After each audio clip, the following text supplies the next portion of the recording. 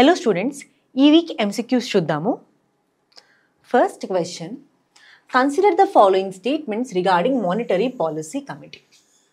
అసలు ఈ monetary policy committee ఎందుకు న్యూస్లో ఉంది అంటే రీసెంట్గా ఆర్బీఐ మానిటరీ పాలసీ కమిటీలో ఒక ముగ్గురిని రీకాన్స్టిట్యూట్ చేశారు. సో అందుకని చెప్పేసి ఇది న్యూస్లో ఉంది.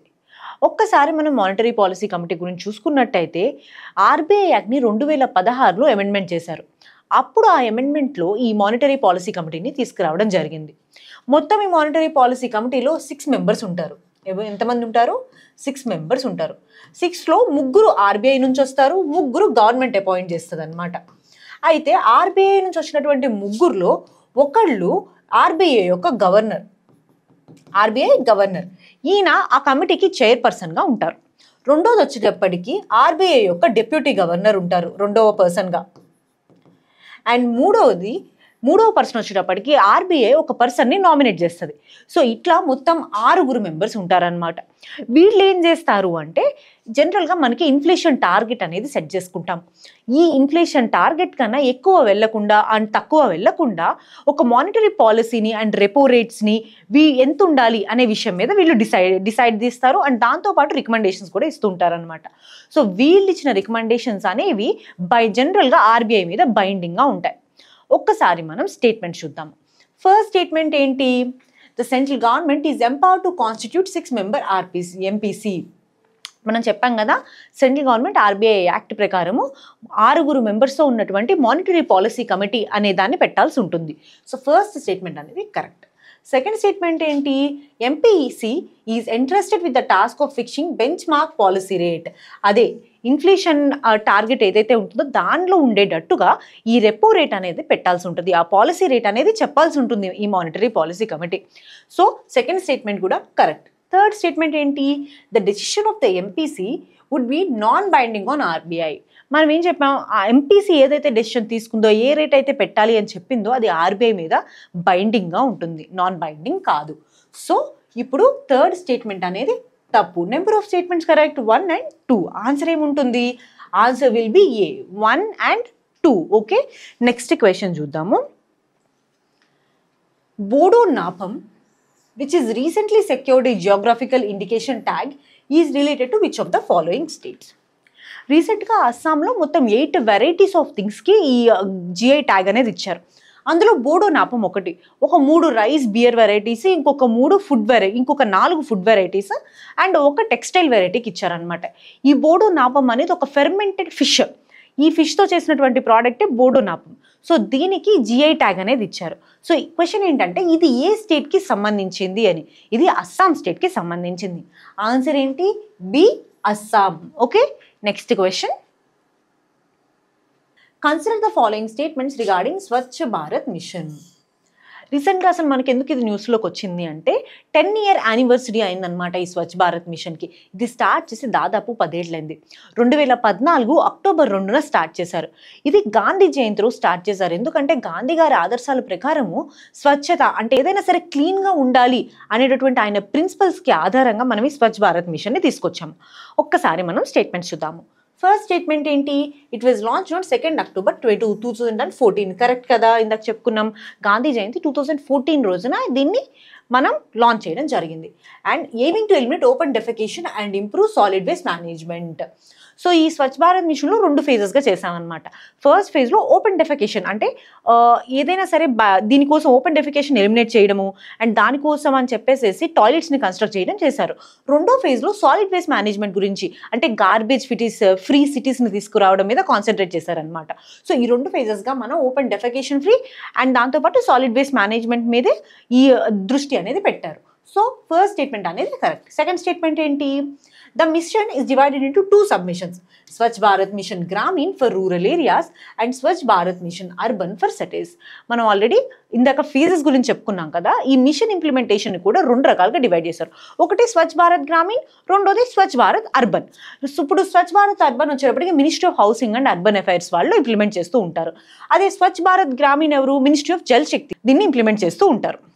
నెక్స్ట్ సో సెకండ్ స్టేట్మెంట్ అనేది కరెక్ట్. థర్డ్ స్టేట్మెంట్ ఏంటి? It was initiated as part of India's larger goal to become the world's cleanest country by 2030. మనకి ఈ 2030కి వరల్డ్స్ క్లీనెస్ట్ కంట్రీ అవ్వాలి అని గోల్ అయితే లేదు, కానీ 2019 కల్లా మనం ఓడిఎఫ్ స్టేటస్ తెచ్చుకోవాలి అనేటటువంటి గోల్ ఉంది. సో థర్డ్ స్టేట్మెంట్ అనేది తప్పు. Number of statements correct 1 and 2. Answer will be A. Okay, next question. The International Conservation for Nature IUCN designated the northeastern part of country where 69 species has been recorded a snow-tail rich zone under the Snow-tail Conservation Action Plan. Question ఏం అడుగుతున్నారంటే north eastern పార్ట్లో అక్కడ 69 species అనేవి record అయ్యాయి అనమాట. So ఆ ఏరియాని IUCN స్నోటైల్ conservation కోసం అని చెప్పేసి స్నోటైల్ రిచ్ జోన్గా ప్రకటించింది. అండ్ దాంతోపాటు స్నోటైల్ కన్జర్వేషన్ యాక్షన్ ప్లాన్ కూడా తీసుకొని వచ్చింది. అది దేని గురించి అనేది క్వశ్చన్ అనమాట. స్నోటైల్ అనేది ఒక బటర్ఫ్లై స్పీసెస్, దీని గురించి అని చెప్పేసి నార్త్ ఈస్ట్లో ఈ ఐయుసిఎన్ ఏదైతే ఉందో వాళ్ళు స్నోటైల్ కన్జర్వేషన్ సెంటర్ దాంతోపాటు స్నోటైల్ రిచ్ జోన్ని తీసుకొచ్చారు. సో దట్ ఈ స్నోటైల్ బటర్ఫ్లై ఏదైతే ఉంటుందో దాన్ని మనం కన్జర్వేషన్ చేసుకోవచ్చు అని చెప్పి. So it is all about butterflies. Answer will be B. Okay, next question చూద్దాము.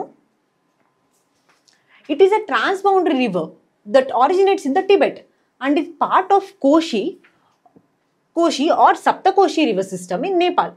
It is helping Mount Everest to grow higher eroding the rock and soil at it base. రీసెంట్గా వచ్చిన న్యూస్ ప్రకారం ఏంటి అంటే Mount Everest every year grow అవుతుంది అని మనందరికి తెలుసు కదా. దానికి రీజన్ ఏంటి అంటే కింద మౌంట్ ఎవరెస్ట్ యొక్క బేస్ అనేది ఒక రివర్ వల్ల ఎరోడ్ అయిపోతుందంట. సో దానివల్ల ఈ మౌంట్ ఎవరెస్ట్ అనేది ఎదుగుతుంది, అంటే హైట్ పెరుగుతుంది అని చెప్పడం జరిగింది. సో ఇది ఏ రివర్ వల్ల అనేది క్వశ్చన్. ఇప్పుడు ఇది ఏ రివర్ అంటే ఇది అరుణ్ రివర్. ఆన్సర్ ఏంటి? Arun river. Answer will be A. Okay, next question. The Volatile Investigation Polar Exploration Rover Viper is related to which of the following? రీసెంట్గా ఈ నాసా వైపర్ రోవర్ ఏదైతే ఉందో దీనిని రిమూవ్ చేసింది అనమాట. అంటే దీనిని ఇంకా పంపట్లేదు అని చెప్పింది. సో అసలు ఈ వైపర్ రోవర్ ఎందుకు అంటే మూన్ ఉంటుంది కదా, మూన్ యొక్క సౌత్ పోల్లో ఐస్ షీట్స్ ఉంటాయి కదా, వీటిని మ్యాప్ చేయడానికి ఈ వైపర్ రోవర్ని నాసా పంపుదాం అనుకుంది. కానీ some technical difficulties and fail వల్ల దాన్ని ఇంకా పంపట్లేదు అని అనౌన్స్ చేయడం జరిగింది. అందుకని ఇది మనకి న్యూస్లో ఉంది. ఒక్కసారి మనం స్టేట్మెంట్స్ చూద్దాము. ఫస్ట్ స్టేట్మెంట్ ఏంటి? Exploration of Mars polar regions. Mars కాదు, ఇది మూన్ యొక్క polar regions. So first statement తప్పు. సెకండ్ ఏంటి? Study of Jupiter's icy moons. ఇది కూడా కాదు. థర్డ్ ఏంటి? NASA's mission to explore water and other resources on the moon. ఇది థర్డ్ స్టేట్మెంట్ కరెక్ట్. మూన్ మీద ఉన్నటువంటి వాటర్ ఐస్ రిసోర్సెస్ని మ్యాప్ చేయడానికి, వాటిని ఎక్స్ప్లోర్ చేయడానికి. Answer will be C. Okay, next question. Which of the following organizations play pivotal role in the nuclear energy sector in India? ఇండియాలో ఉన్నటువంటి nuclear energy sector ఉంటుంది కదా, వాటికి ఏ ఆర్గనైజేషన్స్ ఇంపార్టెంట్ రోల్ ప్లే చేస్తాయి అనేది క్వశ్చన్. అసలు ఏమేమి ఆర్గనైజేషన్స్? ఫస్ట్ ఒకసారి స్టేట్మెంట్ చూద్దాము. ఒకటి డిపార్ట్మెంట్ ఆఫ్ అటామిక్ ఎనర్జీ. మనందరికీ తెలిసిందే డిపార్ట్మెంట్ ఆఫ్ అటామిక్ ఎనర్జీ ఈ న్యూక్లియర్ పవర్ గురించి అండ్ ఈ రా మెటీరియల్స్ ఏవైతే యూస్ చేస్తామో వాటి గురించి పాలసీ ఫార్ములేషన్ సోర్సింగ్ అనేవి చేస్తుంది. నెక్స్ట్ది nuclear power corporation of India limited. So nuclear power plants ఏవైతే ఉంటాయో ఆ పవర్ ప్లాంట్స్ దాదాపు ఈ nuclear power corporation of India limited కిందే ఉంటాయన్నమాట. సో సెకండ్, ఇది కూడా పివటల్ రోల్ ప్లే చేస్తుంది. థర్డ్ ఏంటి? The national thermal power corporation limited, NTPC. NTPC coal based electricity అనేది జనరేట్ చేస్తుంది. కానీ క్వశ్చన్ న్యూక్లియర్ పవర్ మీద. రీసెంట్గా ఏంటి అంటే ఈ కోల్ని ఫేజ్ అవుట్ చేయాలి అండ్ న్యూక్లియర్ పవర్ని తీసుకురావాలి అనే ఉద్దేశంతో ఎన్టీపీసీ కూడా ఈ కోల్ని ఫేజ్ అవుట్ చేయడానికి ట్రై చేస్తుంది. సో అందుకని చెప్పేసి ఈ మూడు కూడాను ఈ ఇండియా యొక్క న్యూక్లియర్ ఎనర్జీ విషయంలో పివటల్ రోల్ అనేవి ప్లే చేస్తాయి. So answer will be all the above. Okay, next question. With reference to the term silver dividend consider the following statements. రీసెంట్గా మనం న్యూస్లో సిల్వర్ డివిడెంట్ అనే పదం చూసాం. అసలు సిల్వర్ డివిడెంట్ అంటే ఏంటి? జనరల్గా మనం అంతా డెమోగ్రఫిక్ డివిడెంట్ గురించి ఉంటాం. అంటే యూత్ పాపులేషన్ ఎక్కువగా ఉంటే ఆ కంట్రీలో వాళ్ళ నుంచి ఎకనామిక్ బెనిఫిట్స్ రీచ్ చేస్తాం కాబట్టి దాన్ని మనం డెమోగ్రఫిక్ డివిడెంట్ అంటాము. సిల్వర్ డివిడెంట్ అంటే ఏంటి అంటే ఏజింగ్ పాపులేషన్ వల్ల కూడా ఎకనామిక్ బెనిఫిట్ పొందుతుంది, దాన్ని మనం సిల్వర్ డివిడెంట్ అంటాం. ఒక్కసారి మనం స్టేట్మెంట్ చూద్దాం. ఫస్ట్ స్టేట్మెంట్ ఏంటి? The term silver dividend refers to the economic benefits gain from the ageing population. ఇందాక చెప్పాం కదా, ఏజింగ్ పాపులేషన్ యొక్క హెల్త్ నీడ్స్ కానీ డయాగ్నోస్టిక్స్ కానీ వాళ్ళ త్రూ జనరేట్ అయ్యేటటువంటి ఎంప్లాయ్మెంట్ ఆర్ ఎకానమీని మనం సిల్వర్ డివిడెంట్ అంటాము. Okay, next second statement. It highlights the opportunities presented by the older work force especially in the sectors that required skilled labour. జనరల్గా older work force కూడా opportunities ఇవ్వచ్చు, ఇది కూడా skilled labour విషయంలో వాటిలో, because they have lot of experience. So ఆ opportunities అన్నిటినీ ఈ సిల్వర్ డివిడెంట్ అనే కాన్సెప్ట్ హైలైట్ చేస్తుంది అంటున్నారు. అది కూడా కరెక్టే కదా. సో సెకండ్ స్టేట్మెంట్ కూడా కరెక్ట్. థర్డ్ స్టేట్మెంట్ ఏంటి? Countries with growing young population experience the silver dividend. జనరల్గా యంగ్ పాపులేషన్ ఎక్కువ ఉంటే వాళ్ళు ఎక్స్పీరియన్స్ చేసేది డెమోగ్రఫిక్ డివిడెంట్, సిల్వర్ డివిడెంట్ కాదు. సో థర్డ్ స్టేట్మెంట్ అనేది తప్పు. నెంబర్ ఆఫ్ స్టేట్మెంట్స్ కరెక్ట్ ఏంటి? 1 and 2. Answer will be A 1 and 2. Okay, next question చూద్దామా. What is the power of supreme court under article 142 of the Indian constitution? రీసెంట్గా ఒక student ఐఐటికి వెళ్ళడానికి వాళ్ళ దగ్గర మనీ లేక వాళ్ళు కట్టలేకపోయారు అండ్ ఆ అడ్మిషన్స్ డేట్ క్లోజ్ అయిపోయింది. సో దానివల్ల ఆ స్టూడెంట్ అక్కడికి వెళ్ళలేకపోయాడు అనమాట. సో ఈ స్టూడెంట్ సుప్రీంకోర్టులో కేసు వేయడం జరిగింది. ఏమని?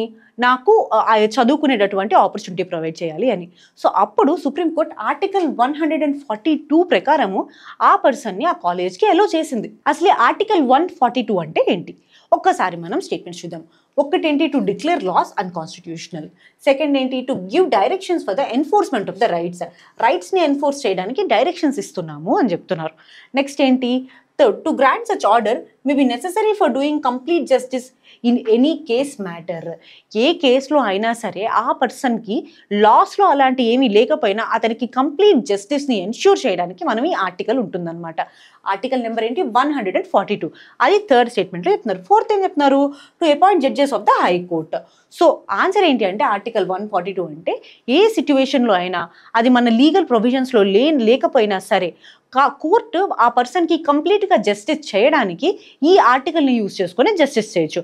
ఆర్టికల్ 142కి ఆన్సర్ వచ్చేటప్పటికి సి అవుతుంది. It is to grant such order as may be necessary for doing complete justice in any case or matter. Okay, next question చూద్దాము. Consider the following statements regarding India's rice exports. India యొక్క rice exports గురించి ఈ statement అనమాట. మనం ఒక data చూద్దాము. ఈ data ప్రకారం ఏంటంటే India is the second largest rice exporting nation. China తర్వాత అంత రైస్ని ఎక్స్పోర్ట్ చేసేది ఇండియానే. అండ్ దాంతో పాటుగా మ్యాక్సిమం ఈ బాస్మతి రైస్ ఎక్స్పోర్ట్స్ ఉంటాయి కదా, ఇవన్నీ అరబ్ కంట్రీస్కి వెళ్తాయి. అట్లనే నాన్ బాస్మతి రైస్ ఎక్స్పోర్ట్స్ ఉంటాయి కదా, ఇవి ఎక్కువగా ఆఫ్రికన్ కంట్రీస్కి వెళ్తాయి. అయితే ఈ క్వశ్చన్కి మీరు కామెంట్ సెక్షన్లో ఆన్సర్ చెప్పండి. Thank you.